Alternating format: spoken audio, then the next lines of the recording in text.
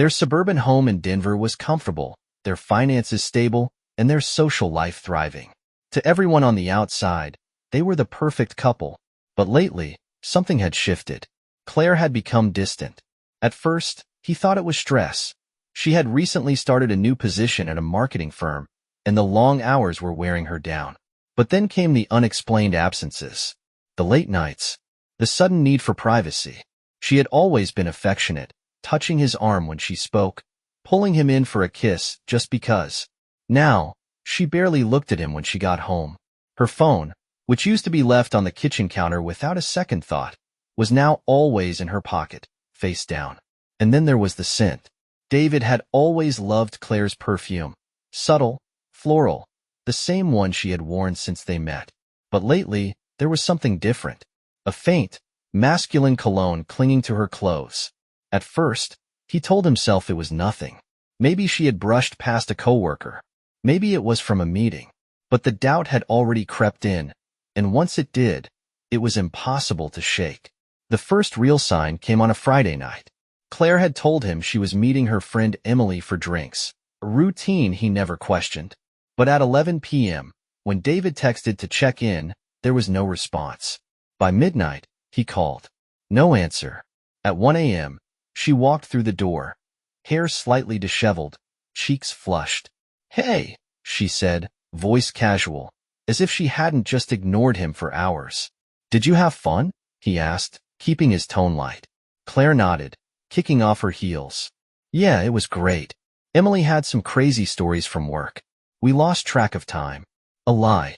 Because David had already called Emily at 11:30, and Emily had said she hadn't seen Claire in weeks.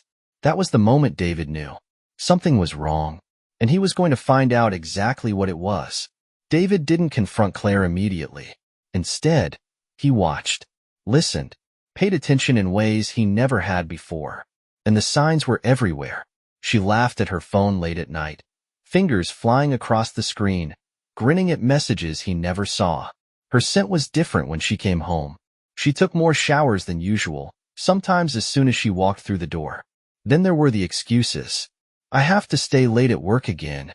Emily and I are trying this new yoga class. My phone died. Sorry I missed your call." Lies. All of them. The first time he followed her, it was out of sheer desperation. He told himself he was being ridiculous, that he would see her car parked outside Emily's house and feel like an idiot. But instead, she drove past Emily's neighborhood entirely, making her way across town. To a hotel. David's heart pounded as he watched from a distance. Claire sat in her car for a moment, checking her phone. Then she got out, adjusting her blouse, and walked toward the entrance. A few minutes later, a man appeared. Tall, athletic, younger than David. Claire smiled at him, the kind of smile she hadn't given her husband in months. And then they disappeared inside together.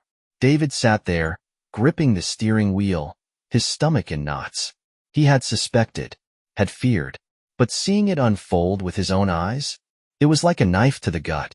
He didn't sleep that night, and when Claire came home the next morning, still wearing the same clothes, he pretended he hadn't noticed, because he wasn't ready to confront her. Not yet. Not until he had proof. And when he finally did, there would be no escape. David spent the next few weeks in a state of controlled rage, forcing himself to remain calm, to observe, to collect everything he needed before making his move. Claire was too comfortable, too sure of herself. She had no idea he had seen her that night at the hotel. She had no idea he had followed her again. Each time, it was the same pattern. She would leave, making some excuse about working late or meeting Emily, and a few hours later, she would arrive at the same hotel downtown. And each time, that same man would be waiting for her. David didn't know his name yet, but he would. Claire had become sloppy. Her phone, which she guarded fiercely, would sometimes light up when she wasn't looking. And David had trained himself to memorize the names that appeared most frequently. One, in particular, stood out. Nathan. The name meant nothing to David. He scoured social media, LinkedIn, company directories, trying to find a connection between Claire and a man named Nathan. And then, he found him. Nathan Parker, a fitness trainer at an upscale gym on the other side of town. Young, fit, everything David wasn't. The pieces were coming together now. Claire had never mentioned a gym, never said a word about a trainer. But her body had changed.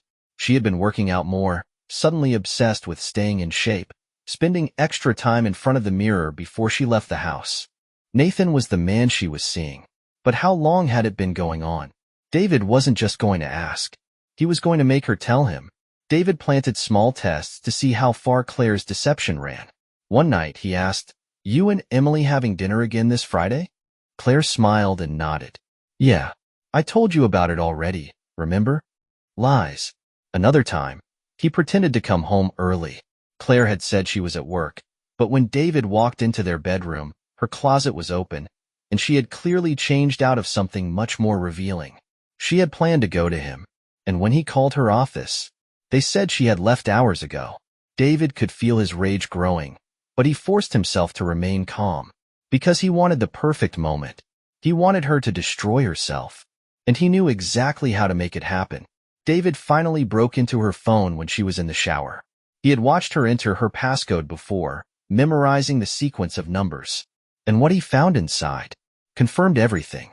Hundreds of messages, pictures, videos. Claire and Nathan, laughing, flirting, talking about David like he was a joke. His fingers trembled as he scrolled through their private messages. Nathan, he still doesn't know? Damn, you're good. Claire, men like him never see it coming. He's too busy to notice. Nathan, you're wasted on him. Claire, I know, but not for much longer. David's vision blurred with fury. Not for much longer. She was planning to leave him. After everything he had done for her, she was going to throw him away like he was nothing. And that was the moment he decided. He wasn't just going to confront her. He was going to destroy her. For good. David barely slept.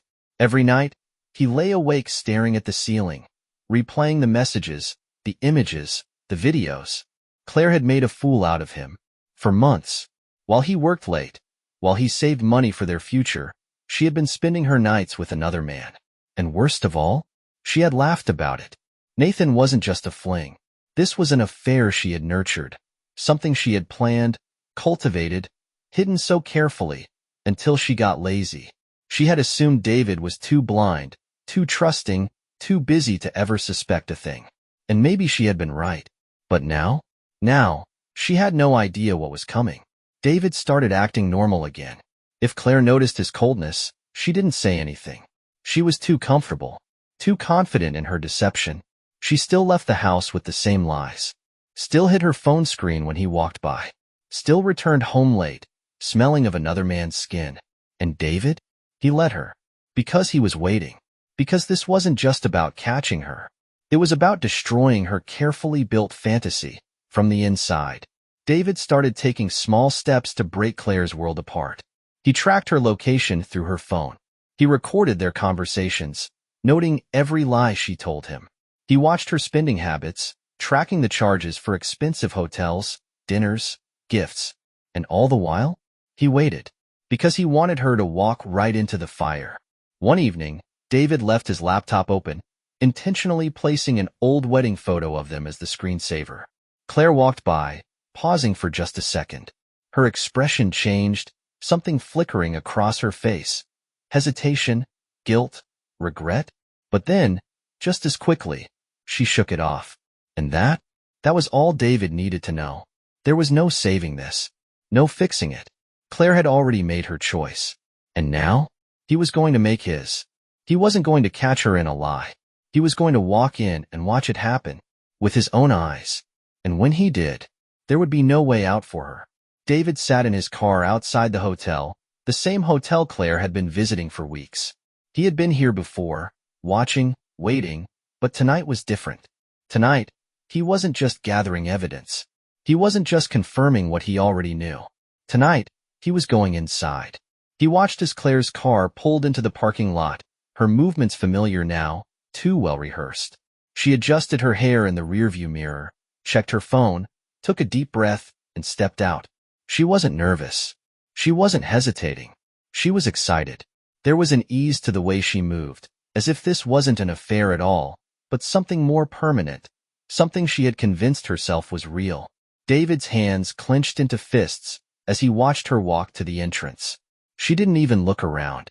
She had no fear of being caught.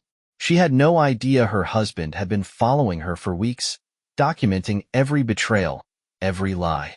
She had no idea that tonight would be the night everything came crashing down. He stepped out of the car, his heart pounding. His mind was calm, focused. There was no turning back now. He crossed the parking lot, keeping his distance, waiting for the moment to follow her inside. As he entered the lobby, the warm glow of the chandeliers did little to calm the storm brewing inside him. The receptionist barely looked at him.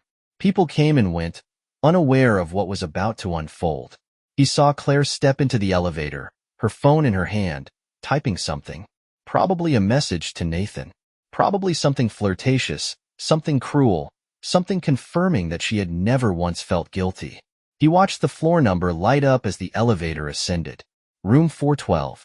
He had seen the number on her credit card statement. David took the stairs, his footsteps steady, controlled.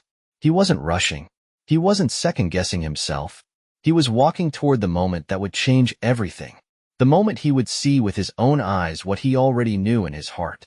As he reached the 4th floor, he moved silently down the hallway. The door was slightly ajar. Careless. Stupid.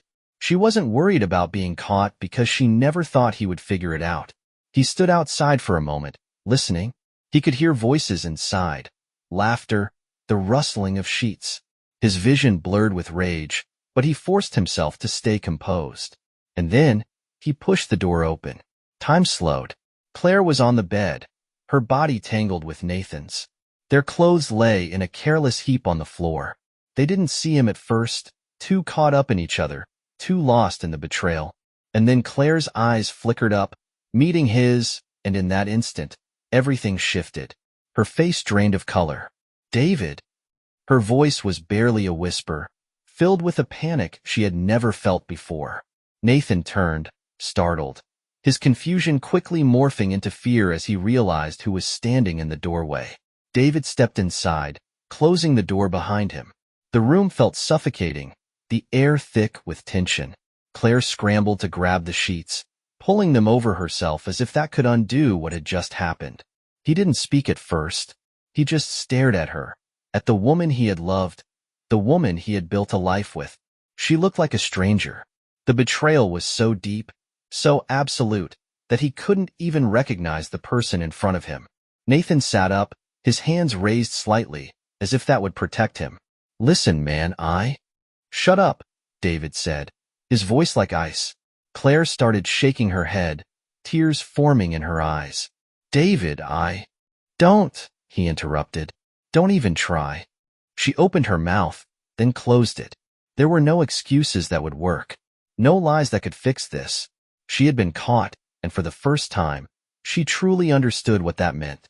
Nathan shifted uncomfortably, reaching for his pants. Look, I didn't know. David's laugh was hollow, bitter. You didn't know? You didn't know she was married?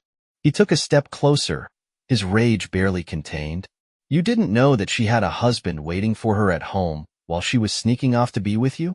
Nathan's face twisted with shame, but he didn't deny it, because there was no denying it.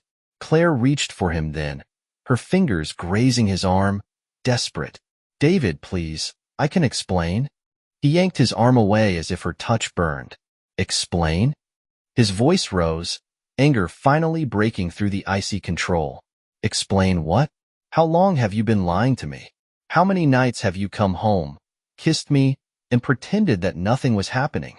She was crying now, shaking, but David didn't care. You destroyed everything, he said. For what? For him? He turned to Nathan.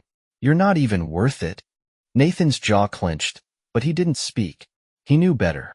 David looked back at Claire, searching for something, any sign of the woman he had once loved.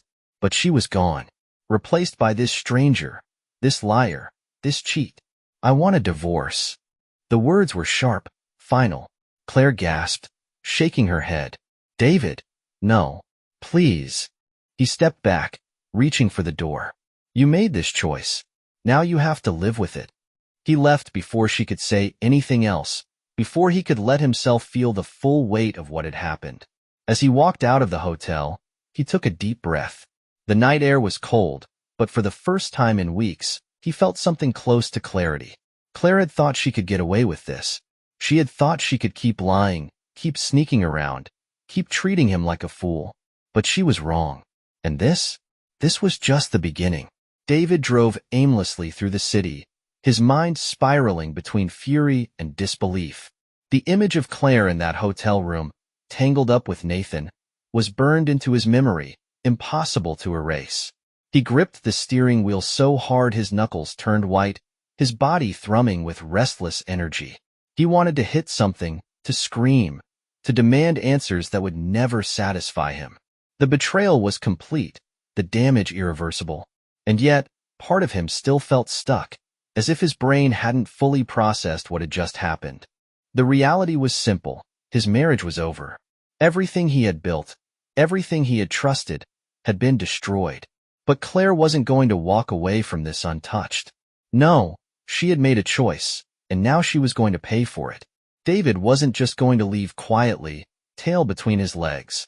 He wasn't going to let her rewrite history, turn this around on him, or pretend she was the victim. She had taken their life together and burned it to the ground, and now he was going to make sure she felt every second of the fire. He pulled into a gas station, needing a moment to collect himself. The world outside felt too bright, too loud, as if everyone around him was living in a different reality, one where everything still made sense. He sat in the driver's seat, staring at the numbers on the pump, the glow of the streetlights, the distant hum of traffic. His hands were still shaking. He exhaled slowly, forcing himself to steady his breath. He needed a plan. Claire was going to try to cover this up. He knew her too well. She wasn't going to accept responsibility, wasn't going to admit what she had done without a fight. She would cry, she would manipulate, she would twist the narrative until she was the wounded party. That was who she was. But this time, she wouldn't get away with it. David checked his phone, scrolling through the pictures he had taken of Claire and Nathan entering the hotel together. He had every text, every receipt, every lie she had told. The evidence was airtight. There was no denying it. But confronting her hadn't been enough. He had seen the look in her eyes, the desperation, the scrambling thoughts as she tried to come up with an excuse. She was already working on a way to spin this, to shift the blame. She was going to try to make him feel guilty, to tell him he had been distant, that he had pushed her away, that he had made her do this. Not this time. David had spent weeks playing the fool, pretending not to know, gathering everything he needed. Now it was time to act. He started making calls, setting things into motion. First, a lawyer. He wanted the divorce papers drawn up immediately, filed before Claire even had a chance to argue. He wasn't going to let her drag this out, wasn't going to give her time to maneuver. The lawyer was efficient, asking all the right questions, getting straight to the point. David provided the proof, the dates, the messages. It was all there. An airtight case for infidelity, ensuring that Claire would get nothing. Next, he called the bank. He wasn't going to let her drain their accounts before she knew what was coming. He had seen it happen before. Cheaters trying to clean out the finances before their spouse could react. Claire wasn't going to get that chance. He transferred everything into an account under his name alone, securing their assets before she could touch them. Then, he reached out to Claire's workplace. A quiet email, attaching the photos of her and Nathan at the hotel. Nothing aggressive, nothing direct, just enough for her boss to know what was happening. If she was sleeping with someone outside the marriage, who was to say she wasn't making questionable decisions elsewhere? Claire had always been proud of her career, careful about her image. That was about to shatter. And finally, he reached out to her closest friends. He wasn't going to let Claire control the narrative, wasn't going to let her tell them some sob story about how he had failed her. He sent a simple message. No anger, no dramatics, just the truth. I thought you should know what Claire has been up to. And attached, the proof. By the time he was finished, his entire body felt lighter. He wasn't just reacting anymore. He was taking control. He had spent too long feeling helpless, too long waiting for her to do the right thing. She had made her decision. Now, she was going to deal with the consequences. The drive home was quiet, his mind finally beginning to settle. He knew Claire would be there, waiting for him, panicked and desperate. She would be scrambling for an explanation, trying to undo what had already been set in motion. He almost looked forward to it. When he pulled into the driveway, the house was dark except for the living room light. He sat in the car for a moment, gathering himself, then stepped out. As he unlocked the front door, he could hear movement inside. Claire was pacing, her footsteps restless against the hardwood floor. She turned the moment he entered, eyes red and swollen from crying. "David," she breathed, rushing toward him. "Please, we need to talk." He let the door close behind him, keeping his expression unreadable. "There's nothing to talk about." "Yes, there is." Her voice cracked. "I made a mistake, but we can fix this. We can." "No, Claire," he interrupted, his voice steady, controlled. "We can't." She flinched, her hands twisting together. "I was going to tell you. I swear. I was just trying to figure out how." He laughed, the sound hollow. "Right. That's why you lied to my face for months. That's why you snuck around behind my back. Because you were looking for the right time to tell me?" Tears slipped down her cheeks, but David felt nothing. No pity, no regret. She had used up every last ounce of compassion he had left. "I love you," she whispered. "I was confused, but I love you. Please, don't do this." He tilted his head, studying her, as if seeing her for the first time. "You don't love me. You love the life I gave you, the stability, the security. But me?" He shook his head. "I was just someone you could use until you found something better." Her breath hitched. "That's not true." "Yes, it is." She reached for him, but he stepped back. "Don't." Her expression crumbled, panic flashing in her eyes. She knew. She knew she was losing. "I already filed for divorce," he said, his tone final. "And before you get any ideas, I've already moved our assets. You're not getting a penny from me." She let out a strangled sob. "David, please, I also sent everything to your boss," he continued, watching as the color drained from her face. "And your friends. They all know what kind of person you really are now." Claire shook her head violently. No, you didn't." He pulled out his phone, scrolling through the messages, then held it up so she could see. Her lips parted, her hands trembling. She knew it was over. "You destroyed this marriage," David said, his voice ice cold. "Now, you get to live with the consequences." He turned and walked toward the stairs, ignoring the way she sobbed his name, ignoring the desperation in her voice. There was no coming back from this. Claire had played her game, and she had lost. David didn't sleep that night. Even after shutting the bedroom door, even after ignoring Claire's desperate knocking, even after hearing her sobs echo through the house, his mind refused to rest. Every time he closed his eyes, the images flashed through his mind like a nightmare he couldn't escape. Claire, lying to him, laughing with another man, treating him like a fool. He had spent months pretending not to see, gathering evidence, waiting for the right moment. Now, there was no more waiting. It was done. And yet, something inside him still burned, still boiled beneath the surface. Revenge wasn't supposed to feel this hollow. Morning came, and when David finally emerged from the bedroom, Claire was sitting at the kitchen table, her face pale, her eyes swollen from crying.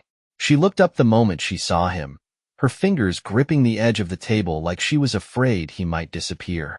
"David, please. We need to talk." He walked past her without a word, grabbing the coffee pot, pouring himself a cup. Every movement was deliberate, controlled. He wanted her to feel it, the weight of his silence, the finality of what he had done. She swallowed hard, her voice cracking. "I know you're angry. I know I hurt you. But please, don't do this. We can work through this." He turned, finally meeting her eyes, and the emptiness in his expression made her flinch. "There's nothing to work through." Claire shook her head violently. "No, you don't mean that. We've been together for 10 years. That doesn't just go away." David leaned against the counter, watching her. "You threw it away." She wiped at her face, her breath shaky. "I wasn't thinking. I got caught up in something, and I didn't know how to stop. But I love you. I do." He laughed, the sound sharp and bitter. "Love? Is that what you call sneaking off to hotels?" Lying to my face? Planning a future with someone else? Her lips parted, but no words came. She had nothing. No excuse that would change the reality of what she had done. I sent the divorce papers to your email, he said, taking a sip of his coffee. You can sign them today, or I can have my lawyer handle it. Either way, this is over. Her face twisted in pain, her hands trembling. Please, David, don't do this. We can fix it. I'll do anything. He studied her, the way she was unraveling, the way she was finally feeling the fear he had felt for months. She thought she could manipulate him, turn this around, make him the weak one. But she was wrong. You don't get to beg now, he said, his voice cold. You don't get to cry and act like you care. You cared when you were with him. You cared when you were sneaking around. But you never cared about me. Tears spilled down her cheeks, but David didn't feel anything. The love he had once felt for her, the devotion, the trust, it was gone. Whatever they had before, it was buried beneath the weight of her betrayal. She let out a shaky breath. What am I supposed to do? He set his cup down and grabbed his keys. Figure it out. As he walked past her, she reached for his arm, her fingers curling around his wrist in a desperate attempt to make him stay. He pulled away without hesitation. She wasn't his problem anymore. The door slammed behind him, and for the first time in months, he felt something close to peace. Claire had thought she could have it all. Now, she had nothing. David didn't look back as he walked out of the house. The weight of Claire's touch still lingered on his wrist, but he refused to let it affect him. He had wasted enough time on her lies, on her deception, on the illusion that their marriage had been real. The cold air hit him as he stepped outside, and for the first time in what felt like forever, he took a deep breath that didn't feel forced. He drove without a destination, just moving, just existing in the quiet aftermath of the storm. His phone buzzed on the passenger seat, but he ignored it. Claire had been calling all morning, sending messages that went unread. He didn't need to hear her pleas. He had heard enough of her lies to last a lifetime. The more she begged, the more desperate she became, the more pathetic it all seemed. By the time he finally stopped the car, he was sitting in the parking lot of a small cafe he hadn't been to in years. He used to come here with Claire in the early years, when things were simple, when they laughed together, when she looked at him like he was enough. The memory felt foreign now, belonging to a different man, a different life. He got out, stepping inside, ordering a coffee he barely tasted. A familiar voice pulled him from his thoughts. David. He turned to see Emily, Claire's best friend, standing near the counter. She looked hesitant, like she didn't know if she should approach, but something in her expression told him she already knew. The news had spread fast. He nodded, giving her the smallest acknowledgement before turning back to his coffee. She hesitated, then sat across from him. I'm sorry. He let out a short laugh. For what? She swallowed. For not seeing it sooner. For believing her. For letting this happen. David studied her, the sincerity in her eyes. He had never blamed her, had never expected her to do anything differently. Claire had fooled everyone, not just him. She's still trying to fix it, Emily said softly. Trying to convince people she made a mistake. David nodded, unsurprised. She always was a good liar. Emily looked down, as if ashamed. She's losing everything. That's the price of betrayal. Silence stretched between them. He wasn't angry with Emily, but he wasn't interested in sympathy either. He didn't need condolences. He needed this to be over. After a moment, she reached into her bag and slid something across the table. A set of keys. Claire's spare set to the house. She's moving out, Emily said quietly. She's staying with her sister. Thought you'd want to know. David took the keys, rolling them in his palm. It didn't feel real. The house had been theirs, a home they had built together. And now, she was gone. Just like that. He nodded. Thanks. Emily hesitated, then stood, giving him one last look. I hope you find peace, David. He watched her leave, his mind numb. He didn't know what peace looked like anymore, but he knew it didn't involve Claire. By the time he got back to the house, her car was gone. The place was eerily quiet, the air still. He stepped inside, half expecting to hear her voice, to feel the weight of her presence. But the house was empty. She had left. It should have felt like relief. Instead, it felt like an ending. He wandered through the rooms, noting the things she had taken, the things she had left behind. The wedding photo was still on the shelf. He stared at it for a long time before finally picking it up. Then, without a second thought, he threw it into the trash. Claire was gone, and for the first time in years, David was free. David sat on the couch in the dark, the silence of the house pressing in around him. The emptiness felt different now. Before, it had been a weight, suffocating and inescapable, the knowledge of Claire's betrayal lurking in every shadow. But now, it was something else. A void, an absence that no longer hurt but didn't feel quite real either. He had spent so long preparing for this moment, for the day she would be gone. But now that it had arrived, he didn't know what to do with it. His phone lit up again. Another message from Claire. He didn't read it. He had stopped reading them after the first few. They were all the same, a mix of apologies and pleas, attempts to justify the unjustifiable, to turn back time. She was desperate now, grasping at whatever was left, but there was nothing left to save. He had given her everything, and she had thrown it away. He owed her nothing. He stood and walked to the window, watching the street below. The world hadn't changed.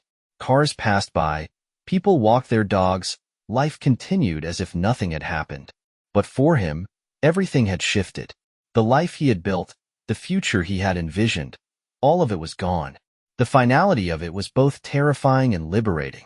He poured himself a drink, the amber liquid swirling in the glass as he stared at it. He should have felt satisfaction, knowing Claire was suffering, knowing she was finally facing the consequences of her actions. But there was no victory in this, only exhaustion. A knock at the door startled him. He wasn't expecting anyone. For a brief, irrational moment, he thought it might be Claire, that she had come back one last time to beg in person. But when he opened the door, it wasn't her. Nathan stood there, shifting uncomfortably, his hands clenched into fists at his sides.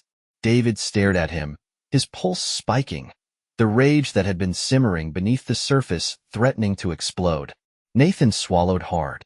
I wanted to talk. David didn't move. He could barely believe the audacity. Talk? Nathan nodded. I need to explain. David exhaled sharply, a bitter laugh escaping before he could stop it. Explain what? How you slept with my wife. How you helped her destroy everything I built. How you made a fool out of me. Nathan flinched but held his ground. I didn't mean for it to happen. David's grip tightened around the door. That's supposed to mean something? I'm not asking for forgiveness. Nathan's voice was quiet, strained. I don't know. I wanted you to hear it from me. She lied to me too. David's jaw clenched. He didn't want to hear this. He didn't care what Claire had told him, what twisted version of events she had spun. None of it changed what had happened. None of it erased the betrayal. Nathan sighed, rubbing a hand over his face. I know you hate me. You should. I hate myself for it too. David stared at him, at the pathetic, broken man standing in front of him. The anger was still there, but beneath it, something else. Disgust. Pity. You should, David said coldly. Then he stepped back and shut the door in Nathan's face. He stood there for a long moment, listening to the sound of Nathan walking away, his footsteps fading into the night. Then he turned, walked back inside, and poured another drink. He didn't need explanations. He didn't need closure. All he needed was to move forward. Without Claire. Without Nathan. Without the ghosts of what had been. The past was dead, and he wasn't looking back. David woke up to the sound of his phone vibrating against the nightstand. The screen glowed in the dim morning light. Another call from Claire. He let it ring. It was the 12th time in 2 days. The messages had become erratic, swinging between desperate apologies and venomous accusations. He deleted them all without reading. Whatever she had to say no longer mattered. The news had spread. Claire's friends had turned on her, disgusted by what she had done. The job she had once been so proud of had placed her on an indefinite leave of absence, her boss citing unprofessional conduct after the email David had sent. Emily had tried to warn her, tried to tell her that she had pushed too far, but Claire had always believed she could fix things, manipulate people into forgiving her. Not this time. David had gone to the house she was staying at once. He had driven by, watching from a distance as she sat on the front steps, her face pale and tired, her hair unkempt, a far cry from the woman who had once carried herself with confidence. She looked broken. She was broken. And the worst part? She had done it to herself. The apartment felt different now. The space that had once been shared with her felt colder, quieter. He had removed every trace of her. The wedding photos, the clothes she had left behind, the things that once reminded him of a life that had been a lie. He wasn't mourning anymore. He was rebuilding. A knock at the door startled him. He hesitated before opening it, half expecting Claire to be standing there, pleading for another chance. But it wasn't her. Emily. She gave him a small, hesitant smile. "Can I come in?" He stepped aside, letting her into the apartment. She looked around, taking in the emptiness, the missing photos, the absence of Claire. She nodded slightly as if confirming what she already knew. "She's a mess," Emily said finally. "Thank you for listening to the story to the end. Please like, share your thoughts and subscribe to the channel."